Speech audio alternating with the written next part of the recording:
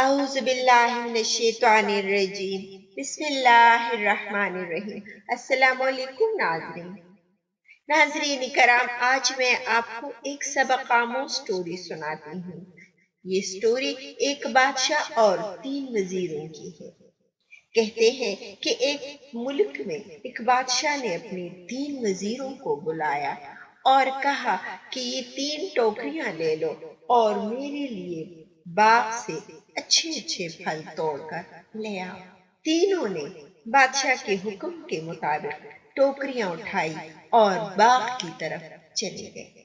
پہلے وزیر نے کوشش کی کہ بادشاہ کے لیے اس کی پسند کی مزیدار اور تازہ پھل جمع کرے، اور اس نے کافی محنت کے ساتھ بہترین ٹوکری تیار کی۔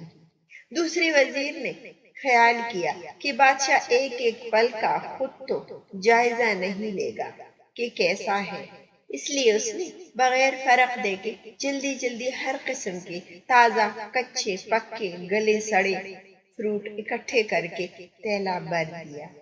تیسرے وزیر نے سوچا کہ بادشاہ کی توجہ صرف تھیلے کے اوپر ہوگی، اس کے اندر کیا رکھا ہے بادشاہ نے یہ نہیں دیکھنا۔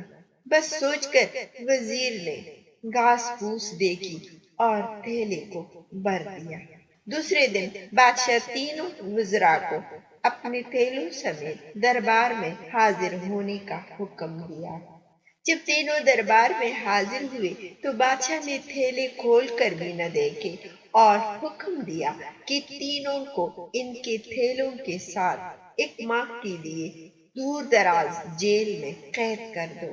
اب اس دور دراز جیل میں قیدیوں کے لیے کھانے پینے کا کوئی انتظام نہیں تھا سوائے اس تھیلوں کے جو ان کے پاس تھے۔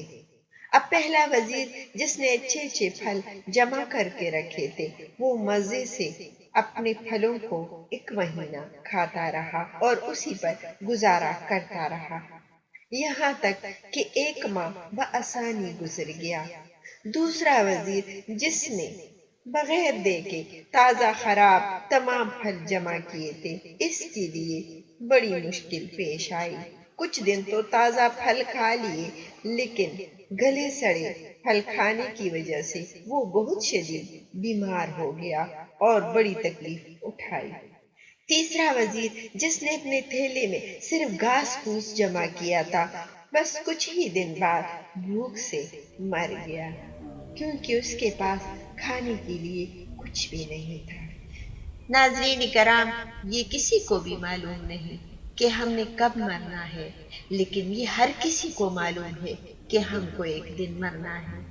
یہ کہانی ہماری دنیا اور قبر کی ہے، اور ہم کو اس قبر میں بھی جانا ہے جو ہمارے لیے جیل ہے۔ اللہ تعالیٰ ہم سب مسلمانوں کو ہدایت دے کہ ہم دنیا میں اچھے اعمال کریں تاکہ ہم کو قبر میں کوئی تکلیف نہ ہو۔ آمین۔